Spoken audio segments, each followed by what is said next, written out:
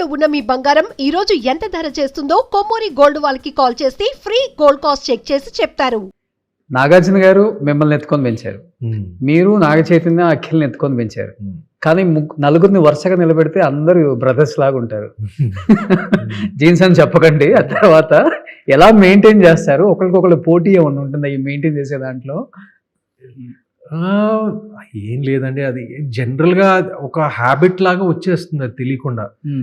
ఇది ఇప్పుడు తాతగారికి ఆయనకి బాగా డిసిప్లిన్ ఉండేది లైఫ్ స్టైల్ పట్ల, ఎక్సర్సైజ్ పట్ల. అంటే అప్పుడు వెయిట్ లిఫ్టింగ్ అంతా ఉండేది కాదు, కానీ ఆయన రకంలో ఆయన చేసేవారు. ఎంత ఆయన మార్నింగ్ వాకింగ్ ఎప్పుడు మిస్ అయ్యేవారు కాదు.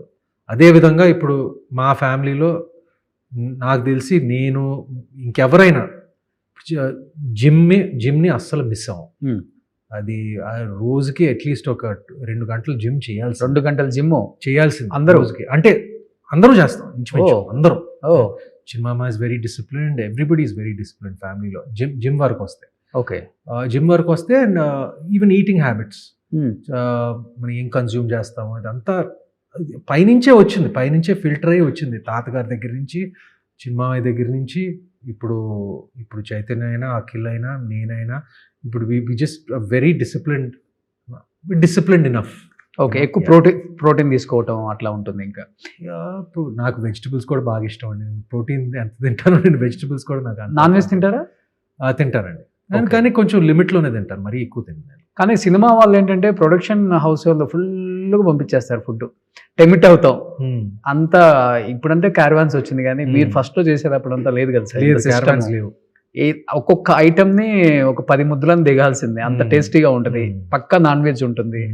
కానీ అప్పటి నుంచి ఇప్పటికి మీరు అన్నట్లుగా అంత ఫుడ్ డిసిప్లిన్ ఉండటం నిజంగా గ్రేట్. అది ఇప్పుడు అంటే ఎక్సర్సైజ్ మీద డిసిప్లిన్ ఉంటే ఫుడ్ ఎంతైనా కుమ్మేయచ్చా? నా ఎక్సర్సైజ్ నన్ను బతికించింది. ఎందుకంటే నేను మనకున్న ఫుడ్ అలవాట్లు ఇవన్నిటికీ నేను కొంచెం మ్యాక్సిమం డిసిప్లిన్గానే ఉంటాను. But exercise is the most important thing.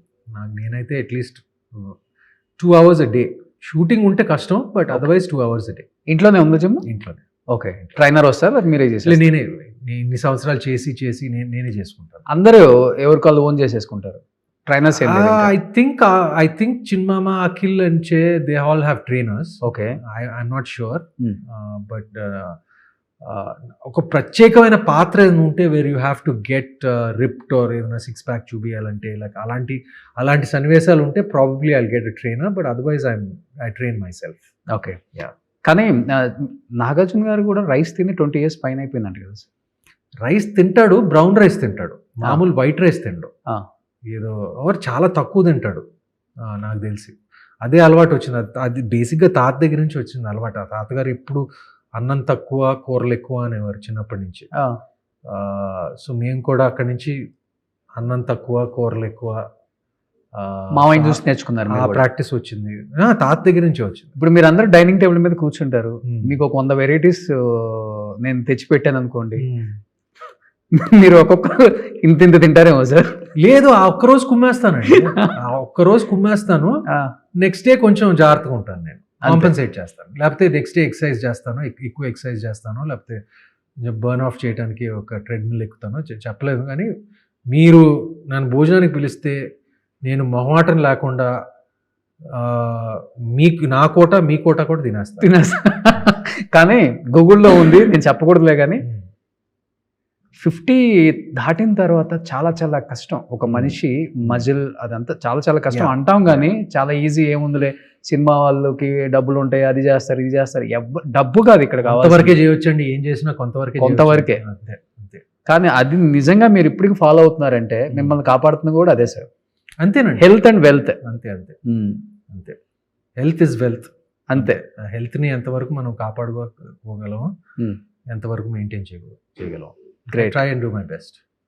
కానీ ఎప్పుడన్నా చైల్డ్హుడ్ డేస్ అంతా గుర్తొస్తాయి సార్? హైదరాబాద్లోనే చదివారు కాబట్టి, Hyderabad public school, I think public school అటు వెళ్ళినప్పుడు వెళ్తుంటారు అప్పుడప్పుడు, సిటీలో ఓన్గా డ్రైవ్ చేసుకుంటూ, చిన్నప్పుడు జ్ఞాపకాలు? అప్పుడప్పుడు అనిపిస్తుంది, కానీ నాకు మా స్కూల్తో కనెక్షన్ బాగా అంత ఎక్కువ లేదండి ఇప్పుడు. అప్పుడప్పుడు ఏదైనా రియూనియన్ ఈవెంట్స్కి ఏదైనా వెళ్తాను. కొంతమంది స్కూల్ ఫ్రెండ్స్తో ఇంకా చనువు ఉంది. ఆ ఫ్రెండ్స్ ఇంకా ఆల్మోస్ట్ ఒక 50 years నుంచి వాళ్ళే ఉన్నారు, ఆ ఫ్రెండ్సే ఉన్నారు కొంతమంది చిన్నప్పటి నుంచి, పుట్టినప్పటి నుంచి. ఓకే. సో యా, జ్ఞాపకాలు ఉంటాయి. నేను ఎక్కువ హైదరాబాద్లోనే ఉంటాను కాబట్టి my favourite city, I'm fond of this city. Okay. That's my story.